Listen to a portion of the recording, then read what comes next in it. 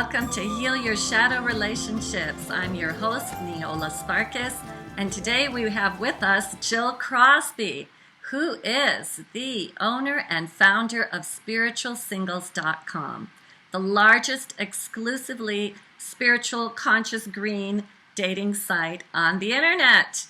She's also an inspirational public speaker. She's a hypnotherapist, a healer, workshop retreat leader, specializing in helping singles to realize and release old programs, embrace their divine essence, and truly become sovereign beings, consciously creating fulfilling lives.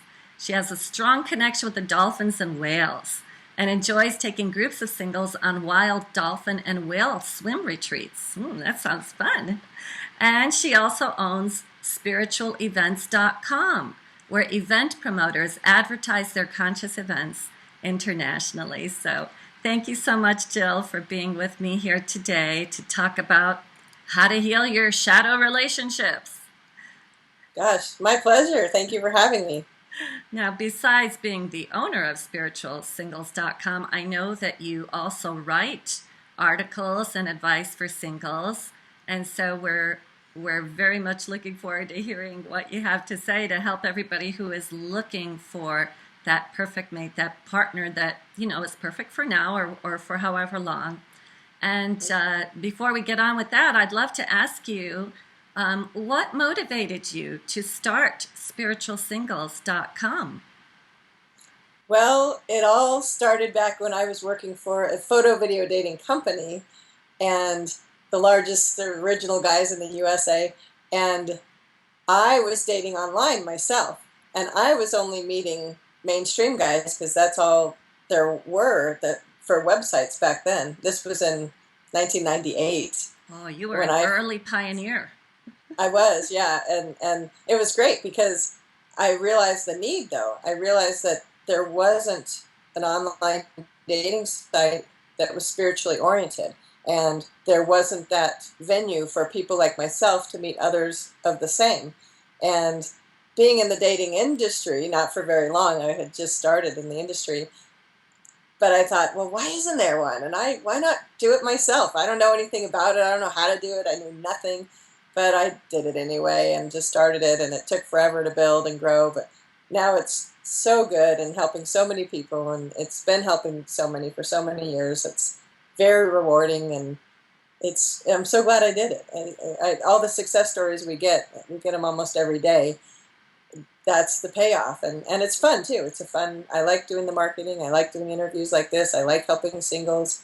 I ended up working for that day job for 9 years the first 9 years when we launched in 2000, and finally was able to quit in 2007. But there was a couple years prior to that even.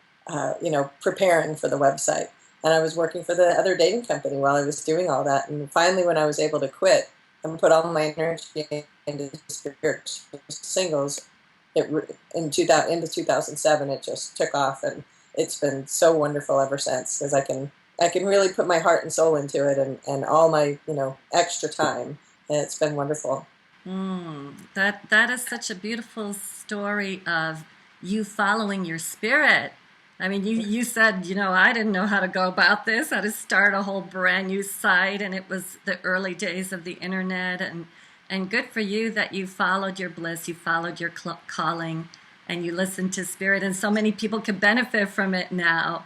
So I'm sure that as you are following some of these stories of successful people successfully meeting their mate, I'm sure there must be other stories that might fall into the shadow relationship category. So tell me what that phrase means to you.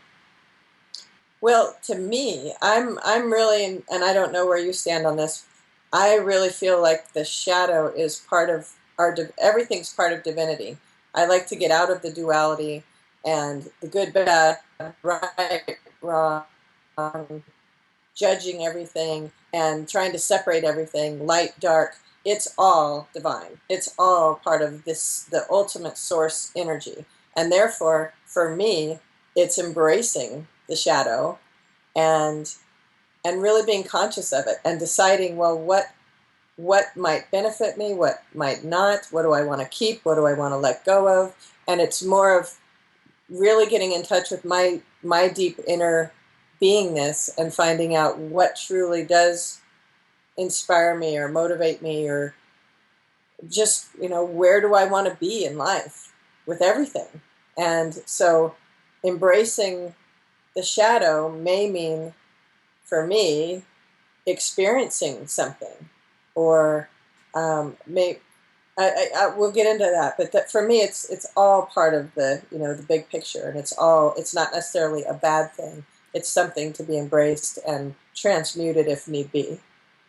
Yeah, so um, I totally agree with you. And why do we call it the shadow? Maybe it's because it's something that we find it difficult to face or difficult to step into. And when you talk about, you know, certain experiences that you want to experience, there could be messages that we've embodied that we don't even realize Right. against our wanting to go in that direction, that kind of hold us back and stop us. Exactly. Exactly. Like when I interviewed singles for the dating company, I calculated, and it was, I forget now, but so many thousands of singles over 9 years, three, four, five a day. When I calculated how many, it was thousands. And I can tell you that out of doing that, the main issue I saw with just about everybody, no matter how gorgeous they were, how different looking they were, was a feeling of unworthiness. And I feel it's a deep human condition that, and that's a whole, probably another interview to get into the origins of that. I believe about the Anunnaki and creating the slave race, and there's so much beyond that when you start doing some research, that it's been bred into us. And so to really become aware of, number one, what are the programs and the aspects that we have just automatically accepted and not realized. And worthiness is a big one for a lot of people. And to really, and you hear it a lot of self-love, it's so important, and it's almost cliche.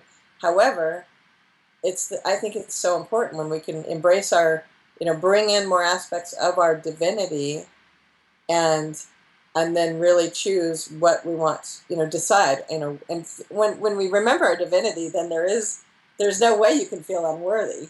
That's the cool part, really. I think is really bringing that in strongly. Then you can't feel unworthy. It's so silly. It's almost laughable at that point.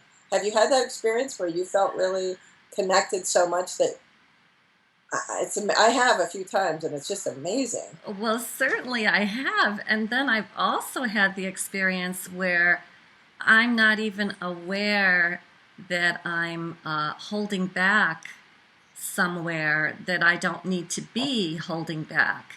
And so I'm always trying to figure out, how can I make myself more aware? How can I remember more quickly or more often that I am divine, that I don't have to have reservations or fears in a certain area. Do you give any tips about that kind of thing? Yeah, yeah. Well, there's certain things that trigger us, and I think that's the best way to become aware of what.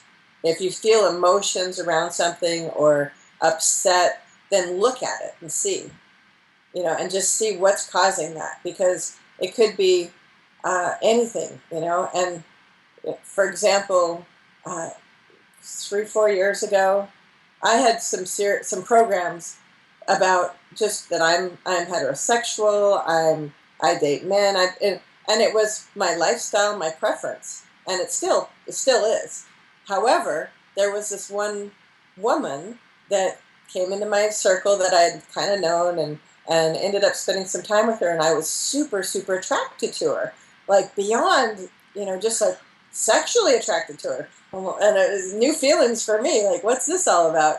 And my programming was, it's like the parrot on the shoulder was just yakking, going, oh, no, you don't do that. You're not gay. You don't, our family isn't that way. And there's nothing wrong with it, but that's not us, that type of thing. And I could hear my mom and, the background and stuff. And she had passed. And that was a big freeing up for me after she passed, because I realized that she had been on my shoulder my whole life. As wonderful as much as I loved her, it was still, what would mom think? And so after she passed, it was a lot more. I was a lot more free, and so I let myself experience a relationship with a woman, and it was hot, it was sexy, it was great, it was fun. It turns out we really weren't meant for each other in a lot of ways. However, and I had to keep watching my self-talk. A lot of it is, I think, is being in control of your own self-talk. And even when you catch yourself forgetting your divinity, going, wait, I'm divine. Why is this bothering me? Why am I letting this even get to me? Like, I don't even get nervous with these videos or interviews anymore, because it's like we're all divine. And when I see your divinity, I see the people watching their divinity, and I'm just talking, my divinity to your divinity. And not that I'm perfect or by any means in that regard, like divine that way, and I don't want to have that impression.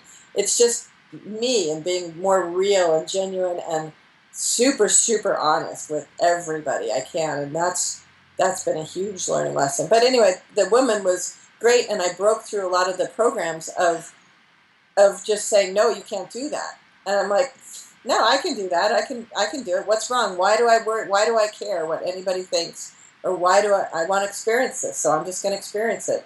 And it was great. And I freed myself from that limiting program that I could only be with men. And I didn't even realize I had it. Like you were saying, I wasn't even aware until I started feeling all this attraction for her. And I had all this resistance within myself. And that's when I really started looking at that and going, oh, I don't have to be this way. I can just let it go. I can just enjoy the relationship and see what happens. Why not? Wow. Yeah. So that's one example, I think, is really being aware of our self programs when we get triggered. Like I got triggered there of all my shit was coming up, and I just started looking at it going, why am I feeling this way? This is stupid. And choosing something different. I think it's really sometimes that easy. It's just choosing a different way to think and be. Well, to me, that takes a tremendous amount of courage. I really honor and admire and respect you to be able to be so open and do it from what it sounds like to me it was a genuine love at the time. Do it from a state of love, not give in to your fear, and glean whatever was there for you from this relationship, which was, you not stopping yourself in spite of whatever programming. So I really honor that level of courage. And you did say an interesting thing about, how we're all divine, not to say that you are perfect, but I'm going to reframe that and say, we're all perfect spiritually. We're perfect spirits, and in our humanity, the perfection is that humanity has got all of these I hate to use that word flaws, but idiosyncrasies, characteristics that, make us unique, individual, and we can learn to embrace these parts of ourselves that maybe we judge to be less than perfect. And then, speaking of programming, we have to look and see, where did that come from? Like, do I think that I'm not attractive because I'm looking at pictures of supermodels that have been, put in my face? I mean, I remember I think it was Tyra Banks or somebody who said, heck, I don't look that good when I wake up in the morning either, Sometimes I look at that photo of me as a supermodel and I say, I don't look like that. They made it look fantastic. So we're given all of this stuff through media, and we really need to question why we hold on to these beliefs and, in a sense, limit ourselves and limit our growth and expansion with all of this programming. And it sometimes doesn't come up, but like you say, it's good to pay attention to your feelings. If it doesn't feel right, question that. Don't just automatically assume this might not be right. Just question, why am I feeling this way? What is it bringing up for me? What is here for me to look at? And learn and let go. And when we can really, because I think that a lot of things, most everything comes up so we can learn and grow from it. And that example was a big one where I learned a ton and I grew a ton. And a lot of it had to do with self-love and self-acceptance of, and not worrying, like we'd go out to dinner, and it's a small town where I live, and it's like worried about people thinking I'm gay and things like that. And I chose to let all of that go. And in so doing, it really empowered me to love myself unconditionally and accept myself no matter what. And I've dated black men in the past and had that experience where, other people, like back in the South, I lived in Florida and Virginia for a little while. I'm from San Diego originally, but I've lived all over the place.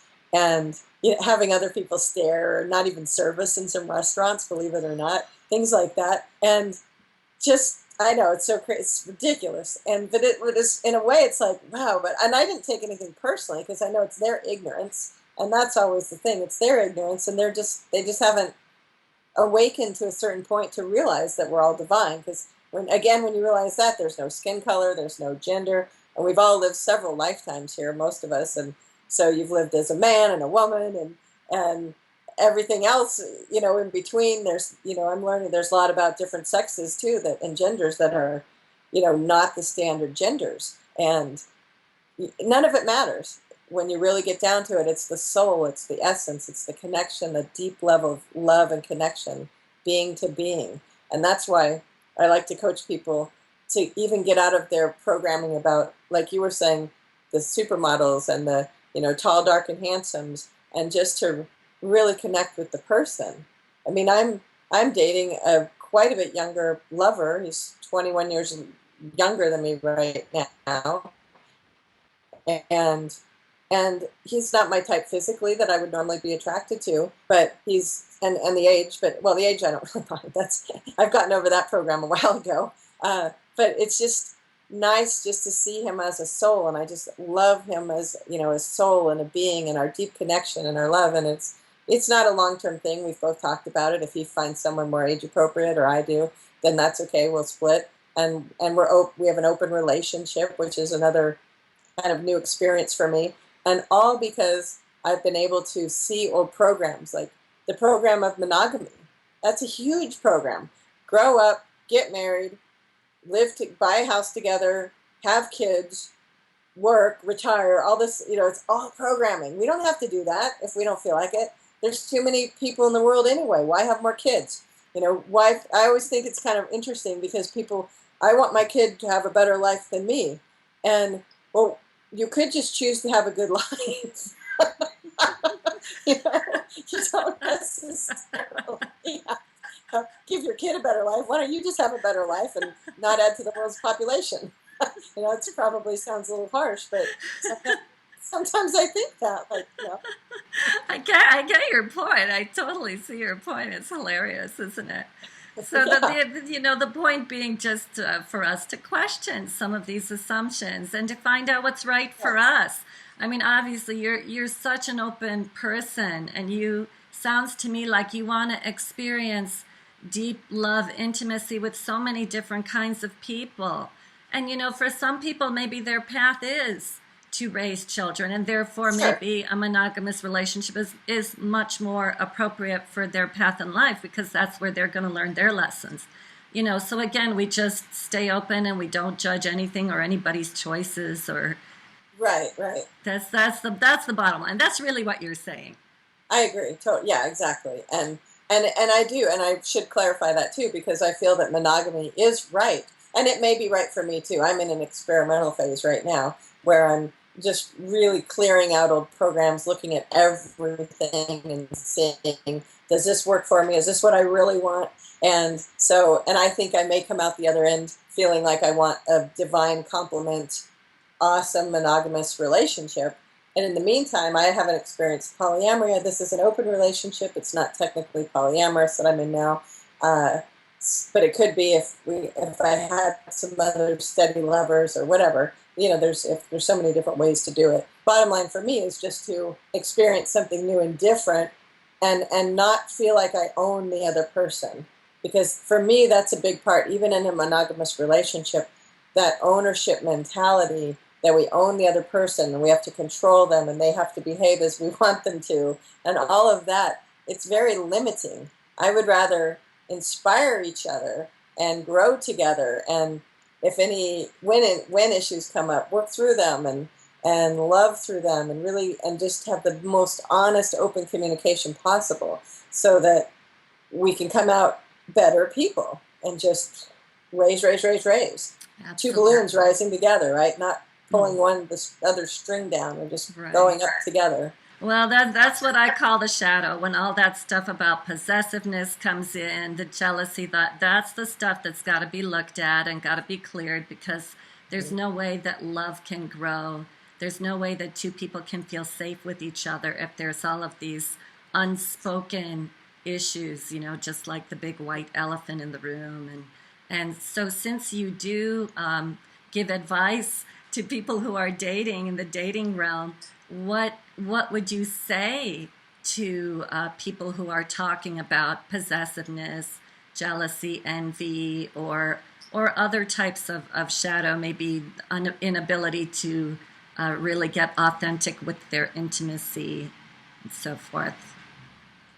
Well, I think the first step is really being honest with ourselves, because then we can be honest with our partner. And when we become honest, we realize, and just asking ourselves questions. Why am I feeling jealous? What is it behind that? What am I worried about? What am I afraid of? And even telling our partner, potentially, if we can't work it out within ourselves, talk about it and say, hey, I'm really feeling jealous here. I don't want to, and I am. So, and I don't want to stop you from doing, living your life. I dated a guy years and years ago, and he was jealous of me talking to other men, just talking to other men. I had, just friends, no intentions of anything, no nothing, so simple. But he was so jealous that I started to change my personality for him, and I withdrew. And I'm a very vibrant, social, fun, friendly person. I'll say hi to everybody. I like to do that. So when we were dating, and I felt like I was, I was young, and I didn't, I wasn't strong enough to say, hey, I don't like, this isn't cool. Now, forget it. Someone was jealous of me talking to someone, I would just say, hey, what can I do to help you get over this if you need help? But otherwise, you gotta get over this, or it's not going to work. And I don't have the patience for that anymore. And so with ourselves, it's just a matter of really being honest and saying, well, why am I jealous, or why is this coming up, and really seeing if we can figure it out, and look back to the past. Maybe past life regression helps tapping in. And I think too, when you bring in that divinity so strong, it's really present, and you're emanating your divinity. And I do meditations to do that, and just keep reminding myself of that, and seeing it in others, and just a constant reminder when we're in our divine presence more and more. It's just, jealousy's not there either, because you love everybody so much. Like, yeah, go have a great conversation with that beautiful woman, and enjoy her, who she is, her divine essence, and have fun. And gosh, did you learn something? Was it great?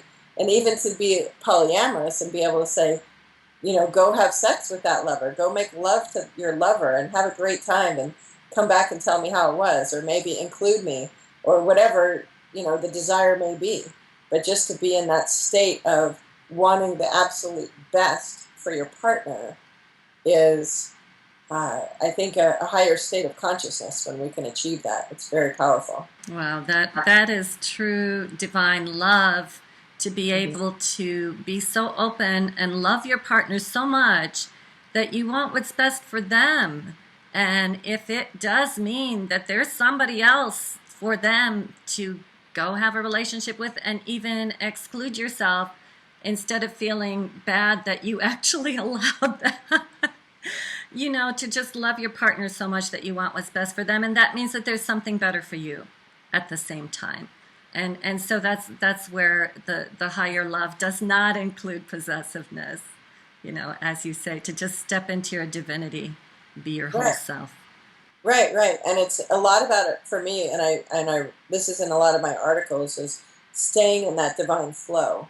So when we really are connected to our divinity, then we start to trust more and more that there is, if it doesn't work with this person, or we're not meant to be monogamous with them, or whatever the situation would be, or they don't like us as much as we like them, whatever, then it's fine. It's when you trust that divine flow, there's no like, oh God, what's going to happen to me, and oh poor me, and all this stuff. It makes it so much simpler and easier to trust and to know. I mean, sure, old emotions and things like that may be triggered, and when they are, that's when we deal with them, work through them, let them go, learn the lessons, and let them go, and then and keep staying in that divine presence, and then it just everything's easier, and it makes more sense. It flows, and there's a better path than we could ever plan usually. And I'm not saying from a religious perspective.